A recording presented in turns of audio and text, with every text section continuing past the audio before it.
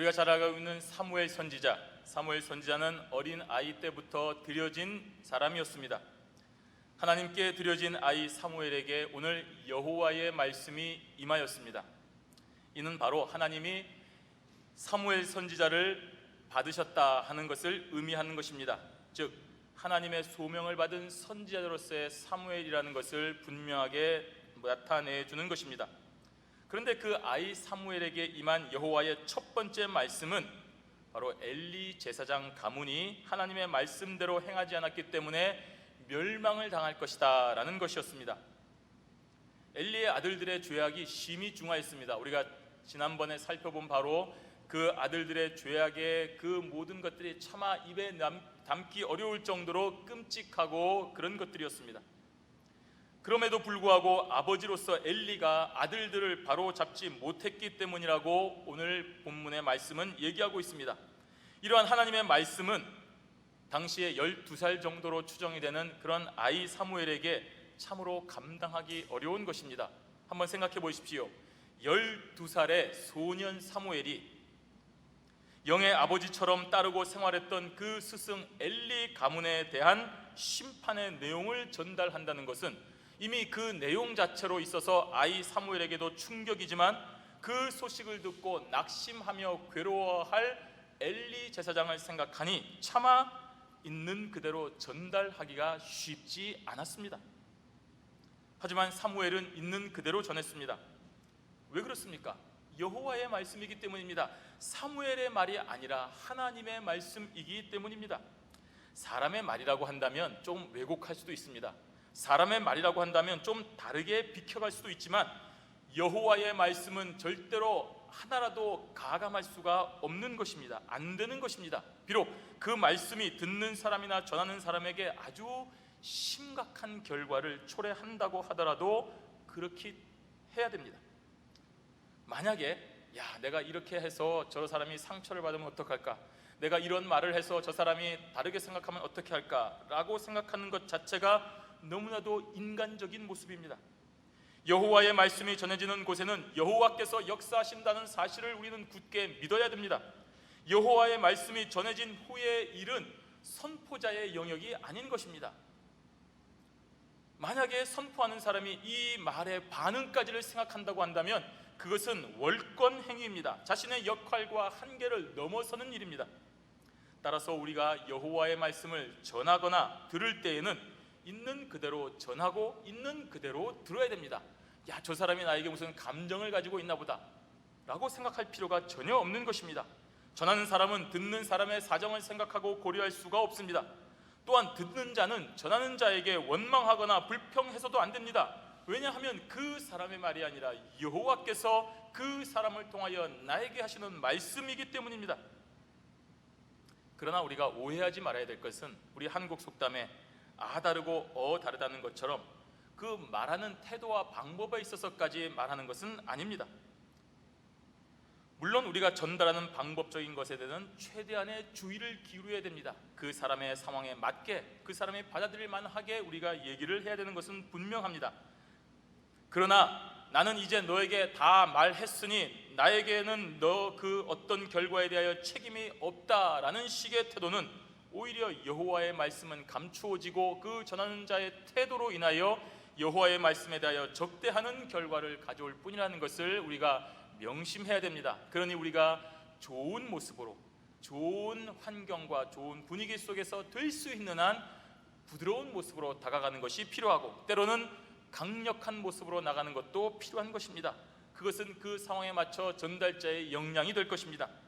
우리는 오늘 본문의 말씀을 통하여 여호와의 말씀을 하나도 숨기지 아니하고 있는 그대로 전해야 되며 또 그 전해진 말씀을 통해서 하나님께서 원하시는 결과가 나오는 것을 우리가 보고 영광과 감사를 드리는 은총의 시간이 되시기를 바랍니다. 여호와의 말씀, 그 첫 번째로는 여호와의 말씀은 하나도 숨기지 아니하고 있는 그대로 전해야 된다는 사실입니다. 오늘 본문에 앞선 1절에서 14절까지에는 사무엘에게 임한 첫 번째 여호와의 말씀의 내용이 자세하게 기록이 되어 있습니다. 그 내용은 바로 우리가 말했듯이 엘리 가문에 임한 심판의 내용입니다. 무거운 내용입니다. 힘든 내용입니다. 자신의 스승이며 영적인 아버지인 엘리 제사장에게 당신의 가문이 죄악으로 인하여 영영이 심판을 당하겠습니다 라고 하는 계시를 전하는 것은 비록 여호와의 말씀이지만 쉬운 일이 절대로 아닙니다. 이는 사무엘의 태도와 심정을 보면 잘 알 수가 있습니다. 우리 15절 말씀 함께 읽도록 하겠습니다. 15절입니다. 사무엘이 아침까지 누웠다가 여호와의 집 문을 열었으나 그 이상을 엘리에게 알게 하기를 두려워하더니. 이 소년 사무엘이 맡은 일은 아침마다 성전의 문을 활짝 여는 것이었습니다. 예루살렘 성전에는 많은 문이 있었고 그 문들을 열고 닫는 것이 사무엘의 일 중에 하나였습니다. 사무엘은 이렇게 평소와 다름없이 자신에게 주어진 일을 수행하면서도 그 마음이 심히 무거웠습니다. 간밤에 받은 여호와의 말씀 때문이었습니다. 이 말씀을 이제 엘리 제사장이 물어볼 텐데 어떻게 전해야 될까? 이것이 두려웠던 것입니다. 그러면 우리가 이렇게 물어볼 수 있습니다. 하나님께서는 왜 이렇게 어려운 일을 사무엘을 통하여 진행하시는 것입니까? 그것은 바로 사무엘이 이제는 평범한 청년이 아니라 하나님의 선지자로서의 일을 감당해야 되기 때문입니다. 즉 사명을 시작해야 되는 때가 되기 때문입니다. 이렇게 하나님의 일을 하는 것은 결코 쉬운 일이 아닙니다. 여러분, 하나님이 원하시는 일을 하는 것은 이 세상의 가치관과 정면으로 충돌하는 일입니다. 좋은 일, 기쁜 일, 그런 말을 말하는 것이 아닙니다. 이 세상이 멸망합니다, 당신은 죽습니다, 당신은 지옥에 갑니다 라는 말을 해야 되는 것이 선지자의 사명이라는 말입니다. 누가 하고 싶겠습니까? 누군들 좋은 말만 하고 싶지 않겠습니까? 하지만 하나님의 일을 하는 사람은 이 세상의 가치관과 정면으로 충돌해야 됩니다. 따라서 하나님의 일을 하는 사람들은 이 세상에서 원하고 바라는 이 세상의 가치관으로서 가지고 있는 모든 것들을 다 포기해야 된다는 사실입니다. 여러분, 명예를 얻고 싶습니까? 재물을 가지고 싶습니까? 권력을 가지고 우리 자녀들과 함께 호의호식하며 온 세상의 이름을 떨치며 살고 싶으십니까? 예수 그리스도의 사람답게 살아가려면 포기해야 됩니다. 있을 수 없는 일입니다. 하나님의 말씀을 전하는 선지자가 절대로 가질 수가 없는 것이기 때문입니다. 예수를 믿는 것은 오늘날도 다르지 않습니다. 이와 똑같습니다. 예수를 믿는 것은 예수님과 함께 십자가의 길을 가겠다는 것입니다. 예수님과 함께 십자가의 길을 가는 것은 이 세상의 가치관과 반대되는 길을 가겠다는 것을 말하는 것입니다. 그래서 예수 믿는 사람의 가는 첫 걸음은 오늘 사무엘처럼 괴롭고 힘든 일이 됩니다. 그전까지 참 좋은 가족 관계에서 이제는 예수를 믿고 교회에 나가겠다고 말하는 그 순간부터 그 삶은 지옥 구덩이로 들어가는 것과 똑같습니다. 하지만 중요한 사실은 이러한 길을 우리가 걸어가는 것이 아니라는 사실입니다. 하나님께서 인도하신다는 사실을 우리가 분명히 믿어야 됩니다. 저와 여러분은 인간적입니다. 연약합니다. 생각이 많습니다. 그래서 할 수 없어 보이기도 하지만 하나님께서는 모든 상황을 변화시키고 우리를 다 동원하여 주셔서 우리가 그 사명을 잘 감당할 수 있도록 도우시는 것입니다. 오늘 사무엘은 엘리 제사장의 말을 통하여 여호와의 말씀 선포의 첫 걸음을 내디딜 수가 있었습니다. 우리 16절 말씀 함께 있습니다. 엘리가 사무엘을 불러 가로되 내 아들 사무엘아 하니 대답하되 내가 여기 있나이다. 지금 자신에게 임한 여호와의 말씀으로 인하여 심히 괴로워하고 있는 사무엘을 엘리 제사장이 불렀습니다. 사무엘에게 지금 여호와의 말씀이 임한 것을 엘리 제사장은 알고 있기 때문입니다. 그리고 엘리 제사장은 그 말씀이 자신의 신상과 관련이 있다는 사실을 짐작하고 있었습니다. 왜냐하면 여호와의 말씀이 지금 현재 대제사장인 자신에게 임하지 아니하고 자신에게 배우고 있는 저 12살짜리 아이 사무엘에게 임했기 때문입니다. 그리고 그 사실을 자신이 모르는 것이 아니라 알고 있도록 주어졌다는 것입니다. 이는 자신의 아들들의 죄악과 그 문제를 해결하지 못한 그 끔찍한 잘못에 대하여 인식하고 있었기 때문입니다. 그로 인하여 이제는 여호와의 말씀이 나 자신을 떠나 사무엘에게 임하는구나 하는 것을 알게 된 것입니다. 그래서 사무엘을 불러서 그래 여호와께서 말씀하신 것이 무엇이더냐라고 듣기를 원하는 것입니다. 엘리 제사장은 사무엘에게 내 아들아 불렀습니다. 이러한 호칭은 정말 깊은 사랑과 간절한 마음이 담겨져 있는 것입니다. 그 어릴 때부터 자신이 키워왔지 않습니까? 이제는 자신의 뒤를 사무엘이 이어받을 것임을 알고 있었기 때문입니다. 그리고 여호와께서 사무엘에게 하신 말씀을 가감없이 전달할 수 있도록 강한 어조로 오늘 사무엘에게 말하고 있습니다. 17절 말씀 함께 읽습니다. 가로되 내게 무엇을 말씀하였느냐? 청하노니 내게 숨기지 말라. 내게 말씀하신 모든 것을 하나라도 숨기면 하나님이 내게 벌을 내리시고 또 내리시기를 원하노라. 사실 엘리는 이미 하나님의 사람으로부터 자신의 가문이 멸절할 것이라는 계시를 이미 받았습니다. 그리고 자신이 아닌 아이 사무엘에게 지금 하나님의 말씀이 임하셨다는 사실로 인하여서 어느 정도는 나 자신에게 주어진 역할이 이제 끝이 났구나, 이제는 사무엘에게로 넘어가게 되었구나 하는 것을 알았습니다. 그래서 하나님이 내게 벌을 내리시고 또 내리시기를 원하노라 라는 엄격한 말을 한 것입니다. 그렇게 하지 않으면 사무엘이 여호와의 말씀을 있는 그대로 자신에게 할 수 없으리라고 여겼기 때문입니다. 이러한 말은 당시 고대 근동 지역에서 서약 의식을 행할 때, 서로 맹세할 때, 엄중한 계약을 할 때 사용되는 말로, 만약 계약의 당사자가 어떠한 이유에서든지 그 계약을 어기면 죽음을 당하게 될 것이라는 그런 아주 엄한 맹세의 의미입니다. 어쨌든 이러한 엘리의 적극적인 의지로 인하여 사무엘은 자신에게 주어진 여호와의 말씀을 있는 그대로 전할 수가 있었습니다. 18절 말씀 함께 읽습니다. 사무엘이 세세히 말하고 조금도 숨기지 아니하니 그가 가로되 이는 여호와 신이 선하신 소견대로 하실 것이니라 하니라. 아멘. 엘리의 그 강한 요청대로 인하여 사무엘은 여호와의 말씀을 조금도 숨기거나 주저하지 않고 있는 그대로 전했습니다. 결과적으로 어린 사무엘은 자신에게 주어진 첫 번째 사역을 아주 훌륭하게 잘 감당했습니다. 그 대상이 자신의 스승이며 영적인 아버지인 엘리 제사장이었음에도 말입니다. 그 결과가 무엇입니까? 엘리 제사장의 인정이었습니다. 이러한 결과가 나올 수 있었던 것이 바로 사무엘이 전한 말씀이 하나도 빠짐이 없이, 하나도 더함이 없이 여호와의 말씀을 있는 그대로 전했기 때문입니다. 그 내용이 무엇입니까? 엘리 가문의 멸절 아니었습니까? 그런데도 사무엘을 향하여 뭐라고? 네가 어떻게 나한테 그런 말을 할 수 있느냐라고 화를 내거나 비방하거나 멸시당하지 아니했던 것은 사무엘의 말이 아니라 여호와의 말씀이었기 때문입니다. 이는 여호와 신이 선하신 소견대로 할지니라. 엘리 제사장이 사무엘의 말을 아이의 말, 정신없는 말, 잘못 생각한 말, 너가 착각한 말이라고 하지 아니하고 여호와의 말씀으로 분명하게 인정하였다는 것입니다. 또한 자신과 자신의 아들들의 잘못을 분명하게 인정하며 그로 인한 심판을 겸허하게 받아들여야 한다는 태도를 보여주고 있는 고백입니다. 이처럼 신자라고 한다면 자신에게 주어진 여호와의 말씀을 있는 그대로 겸손하게 인정해야 됩니다. 여러분, 하나님의 말씀이 여러분의 죄를 지적하는 것이라면 반드시 그 자리에서 자복하고 회개해야 됩니다. 무슨 말입니까? 제가 왜 그런지 아시지 않습니까? 제 상황도 모르시면서 그렇게 말씀하시면 됩니까? 라고 반박해서는 안 됩니다.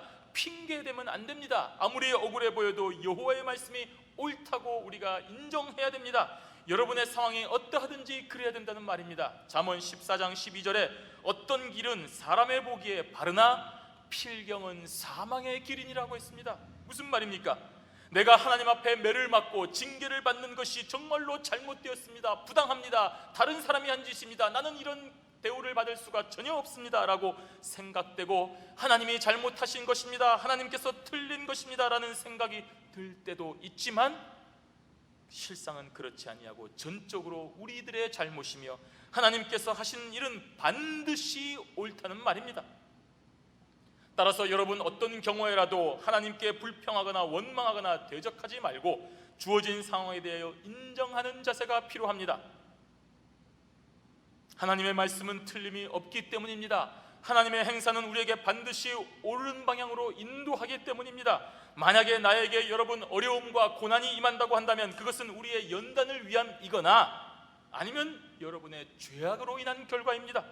그 외에 다른 경우는 없습니다. 애매히 받는 고난이 있다고 한다면 그 고난으로 인하여 우리가 더 나은 연단으로 말미암아 하나님 앞에 나아가는 믿음의 사람이 되든지, 아니면 저와 여러분의 죄악으로 인한 결과라는 것을 믿어야 됩니다. 그렇지 않냐고 하나님 이것은 잘못됐습니다, 나에게 잘못이 임한 것이 아니라 다른 사람의 잘못입니다 라고 핑계를 대거나 책임을 전가해서는 안 된다는 것입니다. 여러분, 고난이 다가올 때, 어려움이 다가올 때 겸손하게 자신을 돌아보십시오. 그렇지 아니하고 핑계하거나 하나님 앞에 원망하면 우리는 잘못된 길로 가는 것입니다. 욥이 그 길을 걸어가지 않았습니까? 따라서 무슨 일을 만나든지 하나님 앞에 겸손해야 되며 주어진 결과에 대하여 즉시 자복하며 회개하는 것만이 올바른 신자의 모습임을 명심하시기를 바랍니다.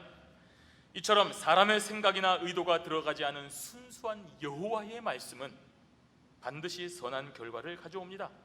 자신의 죄를 인정하고 회개하게 한다는 말입니다. 때로는 그 말씀에 대하여 우리가 부정하기도 하고 반항하기도 하지만 그것도 양심의 찔림으로 인한 반응입니다. 자신의 잘못에 대하여 자각하기 때문에 일어나는 반응입니다.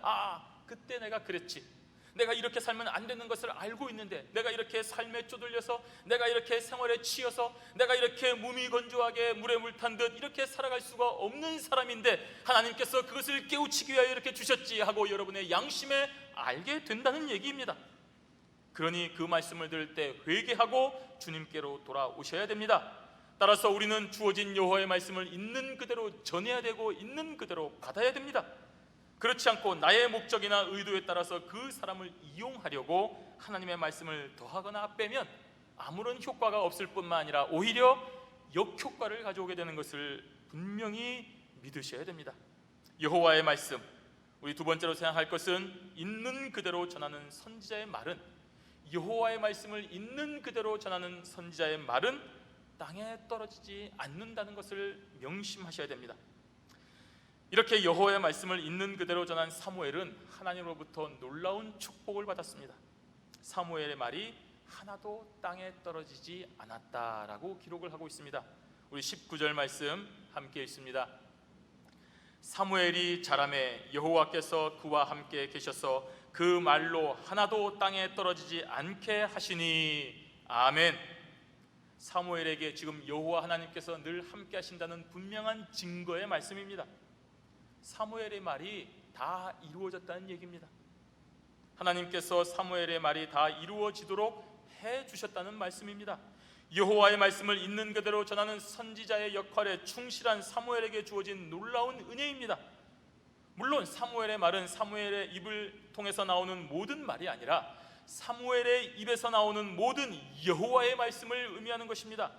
적어도 선지자 사무엘이 자신의 말이 아닌 여호와의 말씀만을 전하는 한 그 말씀은 반드시 이루어지게 된다는 말입니다. 하나님의 말씀이기 때문입니다. 이사야 55장 1절 말씀에 내 입에서 나가는 말도 헛되이 내게로 돌아오지 아니하고 나의 뜻을 이루며 나의 명하여 보낸 일에 형통하리라 라고 기록을 하고 있습니다.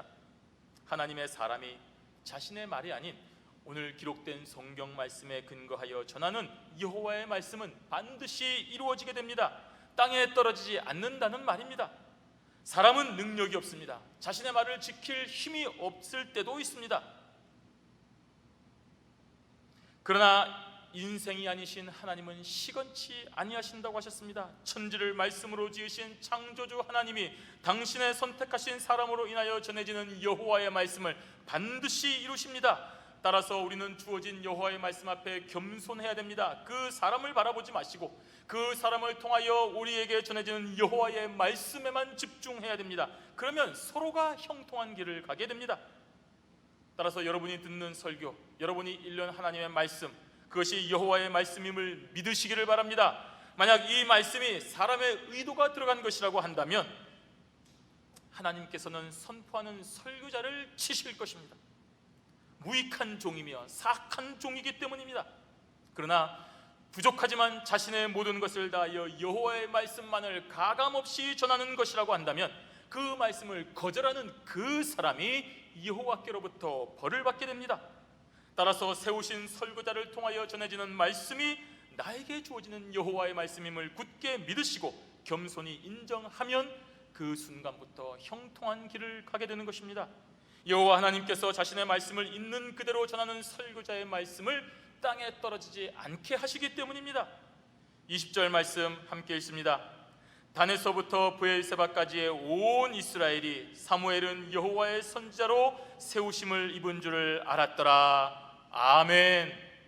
단에서부터 브엘세바까지, 우리가 흔히 얘기하는 저 백두산에서 한라산까지, 무슨 말입니까? 우리 모든 나라를 말하는 것 아닙니까? 즉 온 이스라엘 전부를 나타내는 표현이 됩니다. 온 이스라엘이 사무엘을 여호와께서 세우신 선지자로 인정을 했다는 말입니다. 하나님께서 선지자 사무엘의 말을 하나도 땅에 떨어지지 않게 하셨기 때문입니다. 그로 인하여 선지자 사무엘은 더더욱 겸손하게 여호와의 말씀만을 전했습니다. 하나님께서는 그러한 사무엘을 온전히 또 이루셨습니다. 그러니 더더욱 사람들이 사무엘 선지자의 말을 경청하였습니다. 이렇게 좋은 순환, 선한 순환은 이스라엘 온 땅에 사무엘 하면 하나님의 선지자, 사무엘의 말씀, 여호와의 말씀이라고 하는 그 결과를 가져왔습니다. 이러한 나타내심은 당시 하나님의 성막이 있는 실로에서 절정에 달하게 됩니다. 우리 21절 말씀 함께 읽습니다. 여호와께서 실로에서 다시 나타나시되 여호와께서 실로에서 여호와의 말씀으로 사무엘에게 자기를 나타내시니. 아멘. 오늘 이 한글 번역으로 생각하면 여호와께서 실로에서 다시 한번 나타나신 것으로 생각이 되게 됩니다. 하지만 원문의 뜻은 여호와께서 늘 사무엘과 동행하시다가 실로에서도 계속하여 사무엘과 함께 나타나셨다는 의미입니다. 사무엘과 늘 동행하셨는데 실로에서도 여전히 하나님과 동행하신다는 말입니다. 그런데 왜 실로에서 이런 특별한 기록을 하고 있는 것입니까? 이 실로는 언약궤가 보관되어 있는 하나님의 성막이 있는 곳이었습니다. 특별한 장소입니다. 아주 종교적으로 아주 의미가 있는 곳이었습니다. 그곳에서 여러분, 언약궤를 통하여서 하나님이 나타나신 것이 아닙니다. 여호와의 성막을 통하여 사람들에게 자신의 영광을 드러내지 않으셨다는 말입니다. 여호와의 말씀, 사무엘의 입술을 통하여 여호와의 말씀으로 나타나셨다는 말입니다. 그것을 우리가 주목해야 됩니다. 왜 그렇습니까? 기독교는 하나님의 말씀이 시작이며 하나님의 말씀으로 마치는 것이기 때문입니다. 성경 원본, 만나와 또 아론의 쌍난 지팡이에 들어있는 그런 귀한 성물이 들어있는 언약궤, 그런 특별한 물건의 능력이 있지 않다는 말입니다. 지금 우리 성경 원본이 없습니다. 언약궤가 어디 있는지 모릅니다. 노아의 방주가 어디 있는지를 모릅니다. 그런데 그런 물건이 왜 사라졌습니까? 하나님께서 왜 보존하지 못하도록 하셨습니까? 여호와의 말씀에 집중하지 않도록 방해하는 것이기 때문입니다. 만약에 지금 여러분의 집에 성경 원본이 있다고 생각해 보십시오. 언약궤가 여러분의 집에 있다고 생각해 보십시오. 난리가 날 것입니다. 순례자가 모여들고 온갖 기적을 바라는 망상에 빠진 연약한 무리들이 차고 넘칠 것입니다. 또한 그러한 물건을 이용하여 저나 여러분이 또 많은 종교인들이 욕심을 채우려고 할 것입니다. 성경 원본에 들어있는 여호와의 말씀에 집중하지 아니하고 그 원본이 가지고 있는 독특한 능력이 혹시 있지는 않을까? 절대로 없습니다. 전혀 없습니다. 그냥 책일 뿐입니다. 하지만 원본이라는 것 때문에 많은 사람들이 관심을 가지고 거기에만 집중할 것입니다.